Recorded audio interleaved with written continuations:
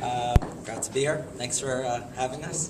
This has been a beyond enlightening week so far. We've had two discussions today. One was really at its core discussing identity. What is the future of Israel's identity, and how do we reconcile our collective differences? The second one, which we're getting at right now, is who is Israel's constituency? And sometimes the problem is when people feel as close or as passionate a connection with an identity of a structure, they feel that they are right away a part of its constituency. So the real question, I think, is who does Israel represent and how?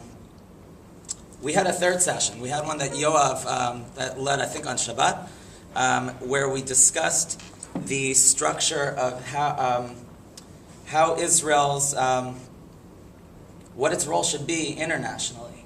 When it was set up, Ben-Gurion saw it as the state of all, or a state where all the Jews go. I forgot who the four opinions were, but essentially there was on the one hand, there was all Jews ultimately in Israel, and another one saying Jews everywhere, and Israel is another part of this collective international puzzle.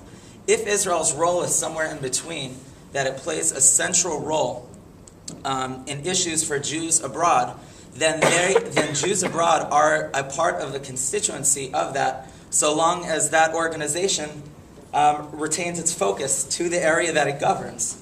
But if it's a governing body of a geographic border, and that's it, then we have no right to talk on that, unless we choose that, unless we become colonies of it, so to speak.